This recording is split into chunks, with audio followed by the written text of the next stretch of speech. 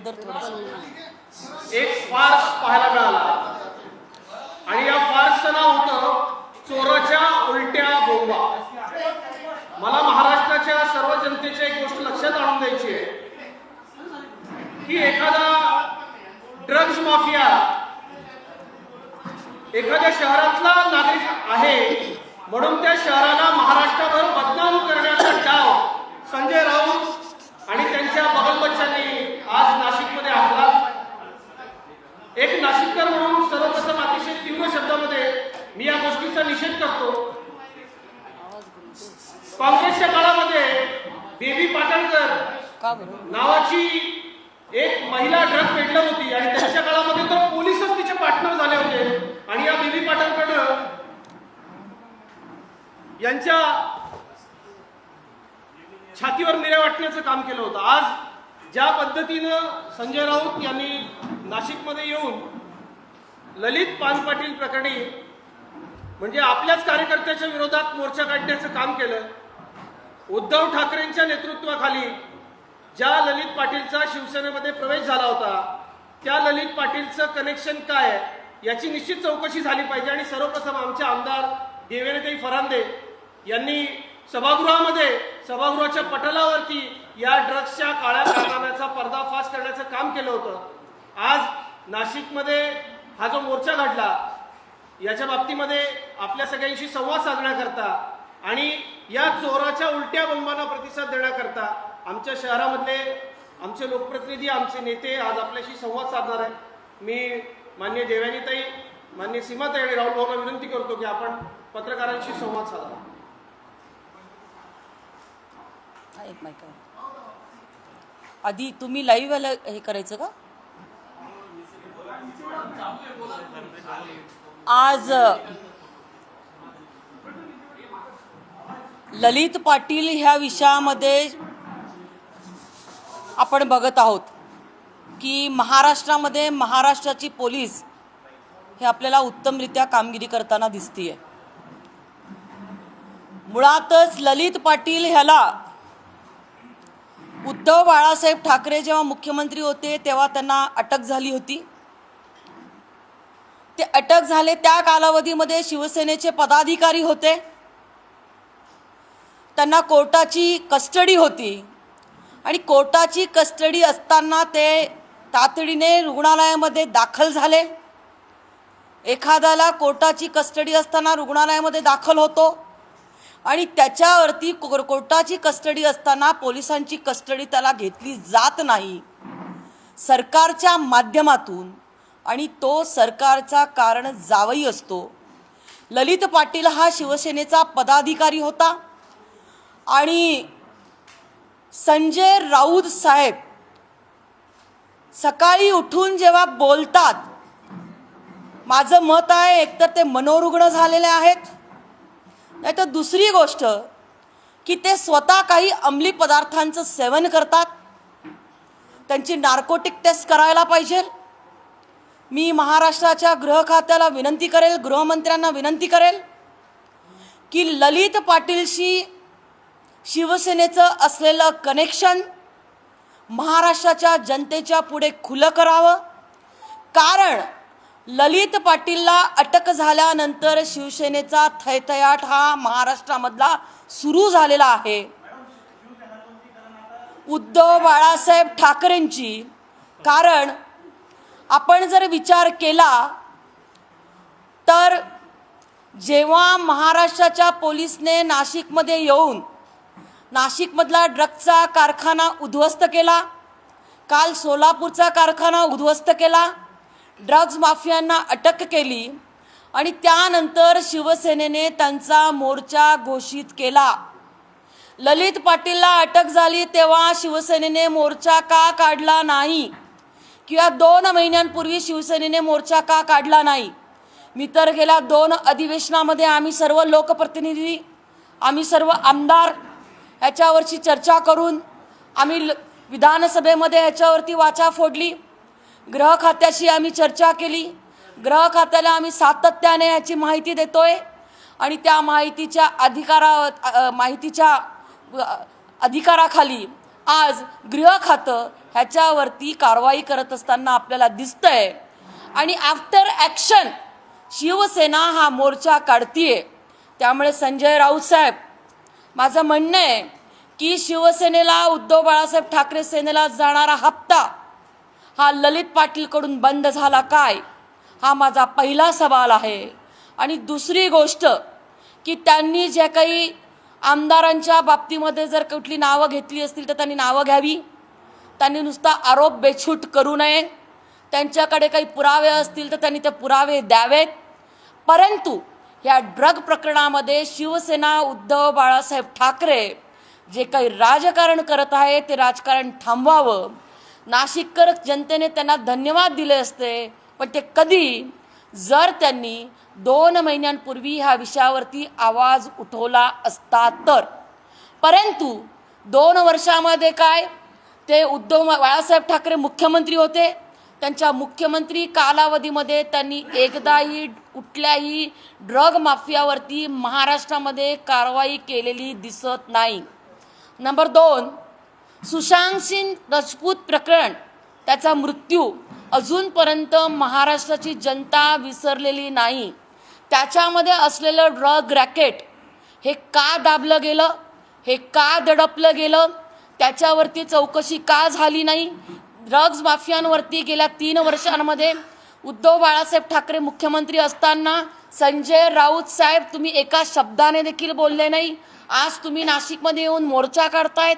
तुम्ही 2 वर्षापूर्वी नाशिकमध्ये येऊन ड्रग्ज चालू असताना तुम्ही त्याच्यावरती का कधी बोलला नाही. आणि म्हणून दुसरी महत्त्वाची गोष्ट म्हणजे की ज्या उद्धव बाळासाहेब ठाकरेंच्या राज्याच्या सरकारच्या कालावधीमध्ये महाराष्ट्राच्या एका नामवंत उद्योगपतीच्या घराच्या समोर जिलेटिन पेरण्यासाठी एका बडतर्फ अधिकाऱ्याची मदत घेतली जाते, त्याच्यामध्ये एका व्यापाऱ्याचं अपहरण केलं जातं, त्या व्यापाऱ्याचा खून केला जातो. आणि तरी देखील इथं येऊन जर आपण डाकाने कांदे सोलत असाल तर संजय राऊत साहेब हे बरोबर नाही आहे. आणि म्हणून आजचा मोर्चा हा ललित पाटीलला अटक झाली आहे म्हणून शिवसेनेने काढलेला आहे. आजचा मोर्चा मला असं वाटतंय की ललित पाटीलमुळे त्यांची की जी काही कोंडी झाली त्याच्यामुळे त्यांनी हा मोर्चा काढलेला आहे.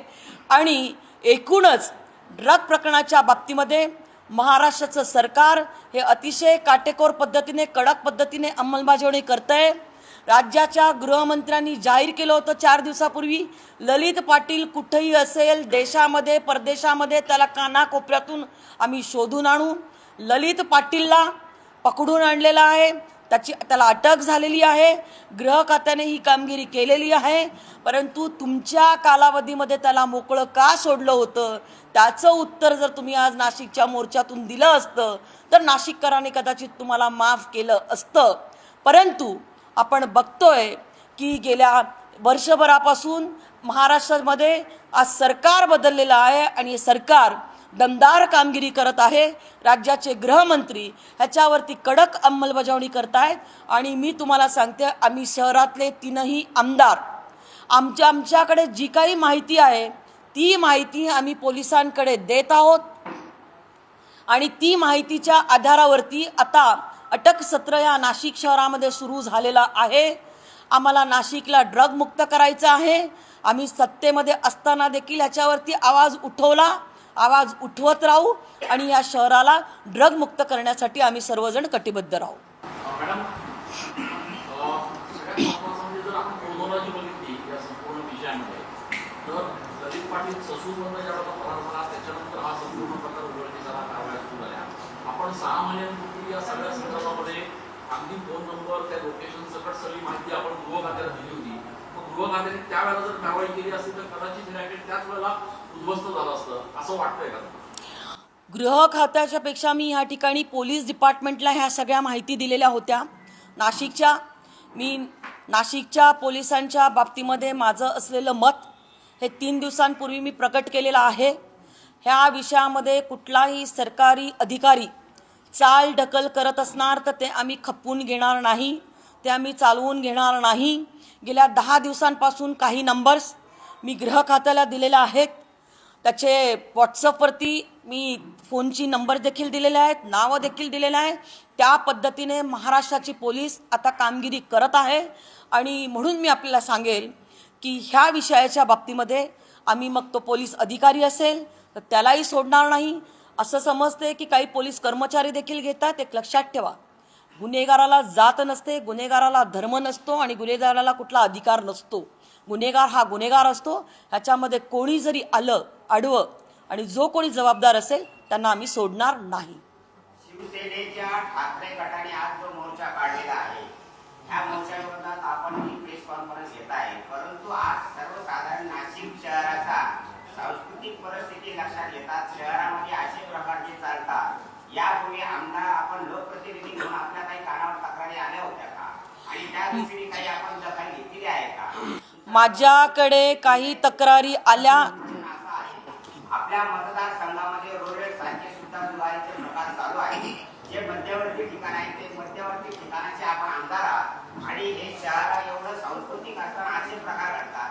आतापर्यंत लोकप्रतिनिधी म्हणून आपण काय पद्धतीने दक्षता घेतलेली आहे? आमदार ह्या नात्याने सातत्याने रोलेट असेल किंवा ड्रग्ज असतील, अंमली पदार्थ असतील, ह्याच्यावरती सातत्याने मी आवाज उठवण्याचं काम करते आहे. आणि हे प्रकरण जेव्हा माझ्या 6 महिन्यांपूर्वी लक्षात आलं तेव्हा ह्या विषयामध्ये माध्यमातले अनेक लोक साक्षीला आहेत आणि अनेक लोकांना ही माहिती दिली. मागच्या पोलीस आयुक्तांची बदली देखील ह्याच कारणांवरून झाली होती. आणि आता आपण बघितलं असेल की सातत्याने सदर विषयाच्या बाबतीमध्ये आम्ही मागणी करत आहोत. ज्या शाळेच्या बाहेर अंमली पदार्थ विकले जातात हे लक्षात आल्यानंतर त्या शाळेच्या मॅनेजमेंटच्या लोकांना बोलवून त्यांच्याशी मी चर्चा केली. त्यांच्याकडे सिक्युरिटी नेमायला लावले. त्यांच्या शाळेतल्या मुलांची दप्तर आहेत हे त्यांनी चेक करावे, पालकांना अलर्ट करावं, शिक्षकांची बैठक घ्यायला लावली. अशा अनेक पद्धतीने आमदार म्हणून आम्ही काम केलेलं आहे. आपण म्हटले की अटक झाली म्हणून हा मोर्चा काढला, तर त्यांनी मोर्चा काढण्याची घोषणा 8 दिवस आधीच केली होती. शिवसेनेचं असं म्हणणं आहे आम्ही ज्यावेळेस मोर्चा काढण्याची घोषणा केली त्यावेळेस गृह विभागाने तर अटक केलेली त्यांच्या दबावामुळे. अहो, ललित पाटीलला ससूनमध्ये जावई म्हणून उपचार कोणी केला? तेव्हा तुम्ही त्याच्यासाठी पोलीस कस्टडी का नाही मागितली? तेव्हा तुम्ही राज्याचे मुख्यमंत्री होता. नाही, त्यानंतर तो नव्हता. ललित पाटीलच्याही बाबतीमध्ये मी तुमच्या माहितीसाठी सांगते की माझ्याकडे जे काही फोन नंबर होते त्याच्यामध्ये मला तो ललित पाटील माहीत नव्हता, मी त्याला ओळखत देखील नव्हते. पण तो माझ्याकडे जे काही नंबर होते त्या विषयावरती मी मागणी केलेली आहे. आणि निश्चित ललित पाटीलला आमच्या सरकारने जावे म्हणून सोडलेला नाहीये. आमच्या सरकारने त्याला परदेशामध्ये पळून जात असताना त्याला अटक केली, त्याच्या भावाला अटक केली आणि अजून सुद्धा ह्याच्यामध्ये जे जे कोणी गुंतलेले असतील त्या सर्वांना अटक केली जाईल. आणि राज्याच्या गृह खात्याकडे या सगळ्याची निश्चित पद्धतीने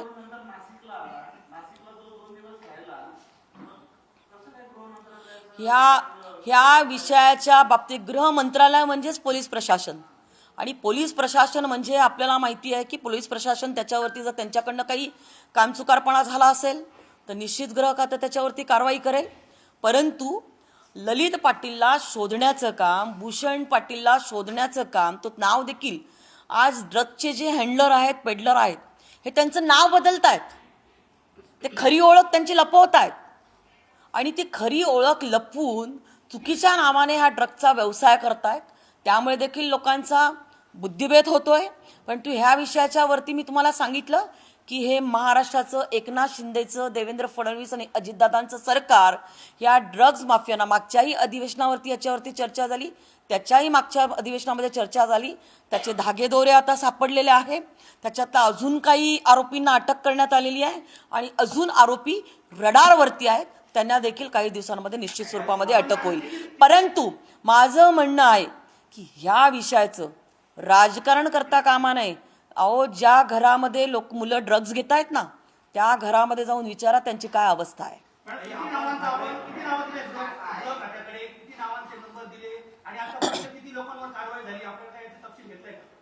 हे पण नाव आणि म्हणजे किती नंबर आणि आकडा असं म्हणता येणार नाही, परंतु आतापर्यंत दिलेल्या लोकांपैकी जवळपास 7 ते 8 लोकांवरती कारवाई झालेली आहे. आपल्या मतदारसंघामध्ये रोलेट हा विषय महत्त्वाचा आहे. आपल्याच मतदारसंघाच्या याच्यामध्ये रोलेटचे 3 लोक राहतात.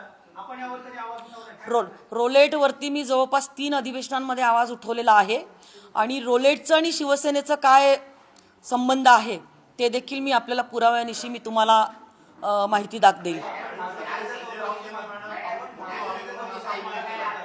एकाने विचार प्लीज.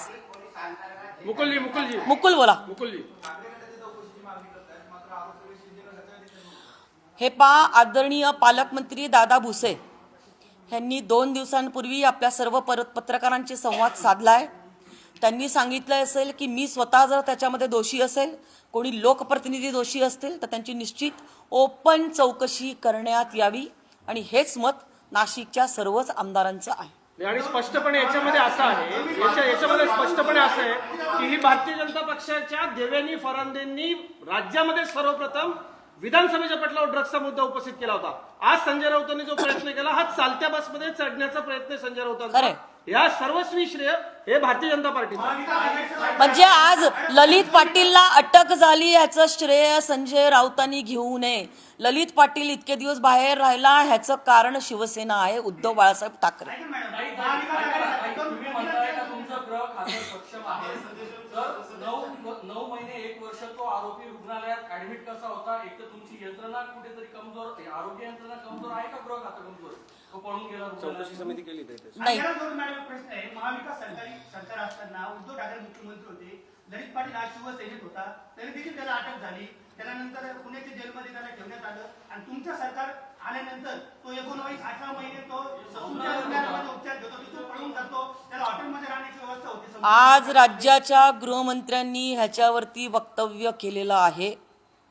त्यांनी तो केला कधी अटक झाली, त्याची पोलीस कस्टडी त्या कालावधीमध्ये उद्धव बाळासाहेब ठाकरेंनी का मागितली नाही, त्या कालावधीतल्या सरकारने त्याची देखील त्यांनी मागणी केलेली आहे.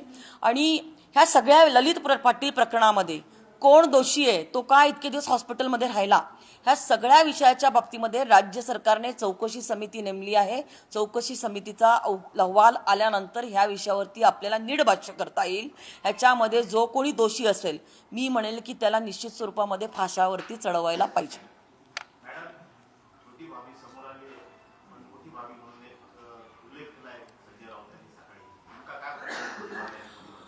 उद्धव साहेब संजय राऊत साहेबांना छोटी भाभी आणि मोठी भाभी हे त्यांना 2-2 भाभ्या माहिती असतील. आमच्याकडे ही संस्कृती नाहीये 2 भाभ्यांची, त्यामुळे आम्हाला हे छोटी भाभी मोठी भाभी काय हे आम्हाला माहित नाही. स्वप्ना पाटकर, डॉक्टर स्वप्ना पाटकर या महिला डॉक्टरच्या तक्रारीचं काय झालं हे संजय राऊतांना विचारा तुम्ही. अजून काही प्रश्न ताईंना?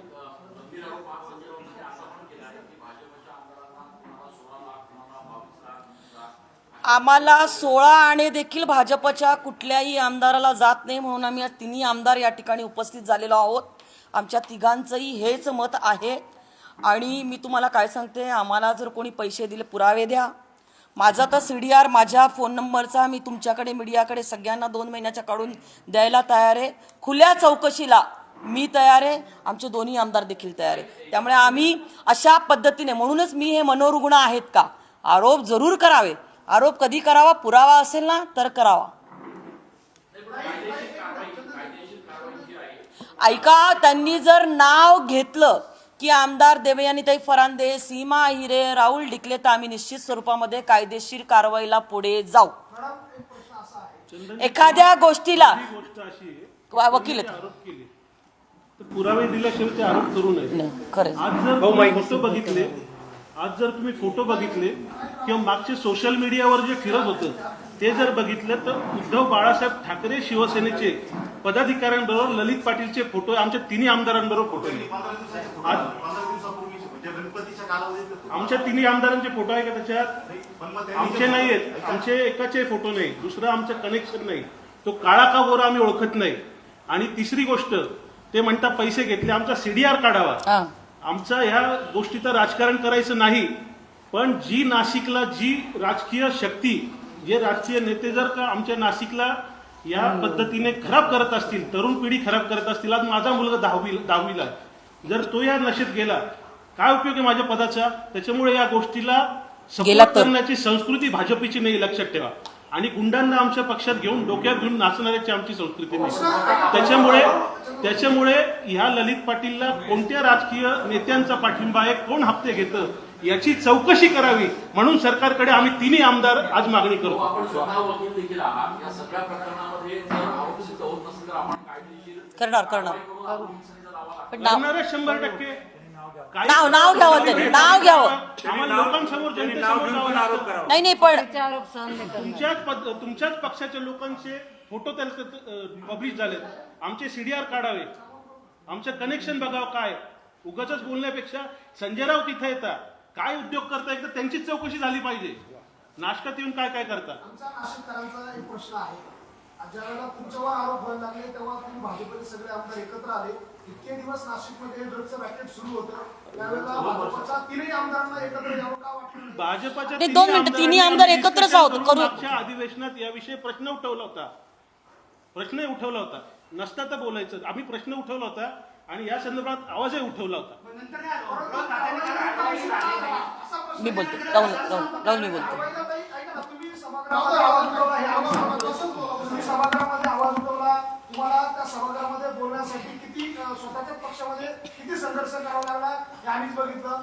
प्रश्न असा आहे की तुम्ही एकटा त्या ठिकाणी बोलला, मात्र हे ड्रग्जचं प्रकरण मुलांच्या घरापर्यंत गेलं. तोपर्यंत भाजपचे 3 आमदार नाशिकमध्ये आहे. तुम्ही 3 आमदार त्यावेळेला रस्त्यावर का उतरलेले? नाही, 2 मिनिटं मी या विषयाच्या बाबतीमध्ये सांगेल की हा ड्रग्जचा रॅकेट हे जे आहे काही एवढं छोटं प्रकरण नाही आहे. आज अनेकांच्या जीवाला भीती देखील आहे. ही काही छोटी गोष्ट आम्ही काही हाताळत नाही आहे. आणि मी जेव्हा सभागृहामध्ये मांडलं तेव्हा आम्ही तिन्ही, ही गोष्ट खरी राहुल भाऊ म्हणतात, आम्ही चर्चा केली तेव्हा राहुल भाऊ देखील सभागृहामध्ये होते. एक सिनियर सदस्य म्हणून मी ह्या विषयामध्ये मी बाजू मांडली. त्याच्यामुळे आम्ही तिघही आमदार ह्या विषयामध्ये एकत्रित आहोत आणि तिघांनी आमचं या विषयाच्या बाबतीमध्ये एकमत आहे. नाशिकमध्ये तुम्ही एक बघितलं असेल की आज बाकी इतर सर्व धंदे बंद आहेत. आज तुम्ही बघितलं असेल की नाशिकच्या कुठल्याही कानाकोपऱ्यामध्ये बघितलं असेल हे ड्रग चालू होतं. त्याच्यावरती आम्ही पोलीस प्रशासनाला दारेवर धरण्याचं काम आपण बघितलं असेल. जिल्हा संयोजन समितीच्या बैठकीमध्ये आम्ही केलेलं आहे. चिरफाड केली आम्ही पूर्ण. त्यामुळे आम्ही कोणाला पाठीशी घालणार नाही. आमची किताब ही खुली आहे आणि खिल्या किताबाप्रमाणे आम्ही सर्वजण बोलतो आहोत.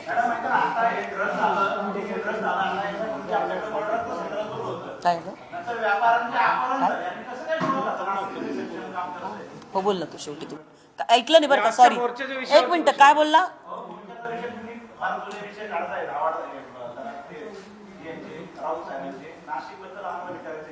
याच्यापूर्वी गुन्हेगारीचं सत्र झालं, म्हणजे राजरोस खून झाले. त्याचे सोशल मीडियावर हे आले, व्हिडिओ आले. एका व्यापाऱ्याचं अपहरण झालं, त्याने त्याच्या यंत्रणेमधून तो सुटून आला आणि आता ड्रग झाले. पण टोटल नाशिकमध्ये गृह खातं या विषयाच्या बाबतीमध्ये सातत्याने मी पोलिसांशी बोलतीये. आपण बघितलं असेल की DCP क्राईम असतील, ह्यांना देखील मी ते आपण जेव्हा एखादा गुन्हा घडतो, खून घडतं की तेव्हा आपण अल्कोहोलची टेस्ट करतो. तर आपल्या माहितीसाठी सांगते मी की माध्यमांची जरी मी बोललेली नसेल तर त्या दिवशी मी DCP क्राईमच्या समोर सांगितलं की मी त्यांना फोन करून सांगितलं, मी मंत्री जरी नसेल तरी तुम्हाला आदेश देते की इथून पुढे घडणाऱ्या खुनाच्या मागचा जो आरोपी आहे त्याचं देखील तुम्ही नार्कोटिक टेस्ट करा. एका मुलाचा नाशिक शहरामध्ये खून झालेला आहे, त्याच्यातलं ड्रग कनेक्शन जे आहे त्याच्याही बाबतीमध्ये मी पोलिसांना माहिती दिली आहे. एक लक्षात ठेवा, आम्ही महिला लोकप्रतिनिधी आणि आमदार म्हणून काम करत असताना फील्डवरती काम करतो. त्यामुळे फील्डवरती काम करत असताना अनेक गोष्टी आमच्या कानावरती येतात. आमच्या कानावरती येत असताना आम्ही कानातून मनात ठेवत नाही, तर आम्ही डायरेक्टली त्या प्रशासनाला सांगतो आणि त्याच्यावरती काम करतो. आणि आपण जरी आणि एक मिनिट अजून मुद्दा तुम्ही सांगितला असेल भूषण की तो अपहरणाचा जो विषय झाला, तर त्या अपहरणाच्या विषयाच्या बाबतीमध्ये राज्याच्या गृहमंत्र्यांनी तो अतिशय गांभीर्याने विषय घेतलेला होता. राज्याच्या गृह खात्याने तो विषय अपहरणाचा जर गांभीर्याने घेतला नसता, तुमचं म्हणणं ठीक आहे की आनंद भाऊ त्या ठिकाणी गेले, त्यांना आणलं, सोडवलं, पण ते सगळं जर सोडवलं नसतं त्या पद्धतीने तर त्यांच्या जीवाला धोका होता, त्यांच्या कुटुंबांची चर्चा झालेली होती आणि त्यामुळे त्याच्या कुटुंबाला धोका होऊ नये त्या दृष्टिकोनातून आपण त्या विषयावरती काम केलं. परंतु त्या गुन्हेगारांना पकडून आणण्याचं काम राजस्थानच्या बॉर्डरवरून महाराष्ट्राच्या पोलिसने, नाशिकच्या पोलिसांनी करून दाखवलेलं आहे. त्यामुळे त्याला सोडलं नाही. पोलिसांनी सांगितलं त्याला सोडून देण्यात आलं होतं आणि त्याला ताब्यात घेऊन आले ते. नाही, अगदी बरोबर आहे. त्याला जर सोडलं नसतं, ऐका नाही 2 मिनिटं. तुम्ही जसे रात्रभर तिथं होता तशी मी देखील रात्रभर होते आणि त्या ठिकाणी जर पारखांना सोडलं नसतं तर त्यांच्या जीवाला धोका होता. आणि त्यावेळेला आपण बरं का त्याही वेळेला आम्ही तिन्ही आमदारांनी देवेंद्रजींची भेट घेतलेली होती. फोन पण की अपहरणाच्या केसमध्ये लवकरात लवकर तपास करण्यात यावा आणि त्याकरता तिघांनी आम्ही मिळून पत्र दिलेले, भेट पण घेतलेली. त्यानंतर ह्या तपासाचं चक्र सुरू झालं. त्यांनी सांगितलं गेल्या काही दिवसांपासून शहरात गुन्हेगारी, ड्रग्स हे प्रकरण पुढे आले होत आहेत. या सगळ्या पार्श्वभूमीवर तुम्ही सातत्याने आवाज उठवणार असं म्हणताय. गृहमंत्री ज्यांनी नाशिक दत्तक घेतलं होतं त्यांना असं काय वाटतं की नाशिकमध्ये येऊन पोलीस विभागाची एक बैठक घ्यावी असं? नाही, नाशिक मंत्र्यांनी बैठक नाशिकमध्ये येऊन घेतली म्हणजेच बैठक असते का? गृहमंत्री 4 दिवसापूर्वी देखील महाराष्ट्राच्या माध्यमांशी बोलताना ते म्हटले की मी VC-द्वारे राज्याच्या सर्व गृह विभागाला आदेशित केलेलं आहे, सूचित केलेलं आहे की ड्रग्समधले, रॅकेट्समधले जर कोणी सापडतील तर त्यांना तिथून धरा, पकडा आणि त्यांच्यावरती कारवाई करा. त्यामुळे गृह खातं जे आता काम करतंय ते गृहमंत्र्यांच्या आदेशानुसारच करतंय. पोलिसांना डेटा दिलेला होता 6 महिन्यापूर्वी. आता कारवाई झाली नाही तर नाशिक पोलिसांच्या समाधानी आहात का? काय सध्या जे शहरामध्ये ड्रग्स, क्राईम वगैरे जे वाढले अवैध धंदे चालू आहे त्या सर्व पार्श्वभूमीवर नाशिक पोलीस आयुक्त दलाबद्दल आपण समाधानी आहात का? आम्ही राज्याच्या गृह विभागाशी ह्या विषयाच्या बाबतीमध्ये तिन्ही आमदारांनी एकत्रित येऊन चर्चा केलेली आहे गृहमंत्र्यांच्या शी आणि ते आपल्याला लवकरच दिसेल.